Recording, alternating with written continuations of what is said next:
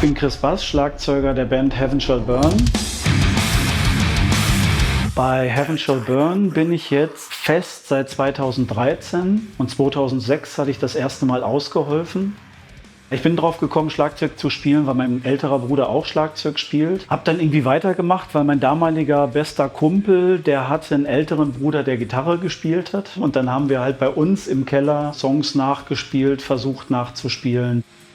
Musik war immer schon Teil des Haushalts. Also mein Vater hat viel Motorhead gehört, Dire Straits, Westernhagen und so Sachen. Mein Bruder hat dann mit Marillion, Genesis, You Lose and the News weitergemacht. Da lief dann im gemeinsamen Kinderzimmer auch immer viel Musik. Ich habe dann auch die Sachen gehört, die er gehört hat. Und dann irgendwann Metal für mich entdeckt, da ist er dann ausgestiegen.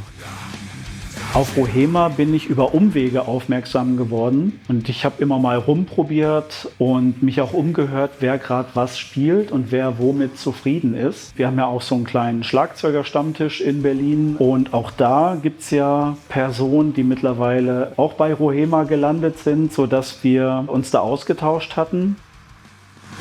Den Stick, den ich gerade spiele, basiert auf dem 5B mit einem kopflastigeren Schaft vorne. Ich hatte ein paar Modelle ausprobiert. Wir hatten dann auch mal was hin und her geschickt an Ideen und Anforderungen. Und ich bin dann bei einem recht klassischen 5B geblieben, weil der genug Punch bringt für die Musik, die ich mache. Aber auch wenn es vielleicht im ersten Moment nicht so klingt, die Musik, die wir machen, dann doch dynamisch ist. Also auch dann ruhige Phasen hat oder eher betonte Passagen.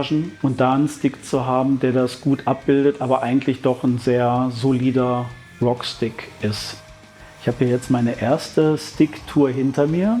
Habe diesen Prozess jetzt das erste Mal live erlebt und mal so ein bisschen versucht nachzuvollziehen. Und mir ist klar geworden, dass es doch viel mehr händische Arbeit ist, als ich erwartet habe. Ich habe bei ganz aus meiner naiven Sicht banalen Prozessen gedacht, dass die voll durchautomatisiert wären. Und dann zu sehen, dass auch bei der Menge der Sticks so viele Prozesse noch händisch von ein oder zwei Personen gemacht werden, fand ich überraschend, eigentlich auch im Positiven überraschend. Und den Prozess, es war klar für mich, dass es den gibt, aber wie der gemacht wird, Krummelsticks auszusortieren, also wie viel Handarbeit das ist.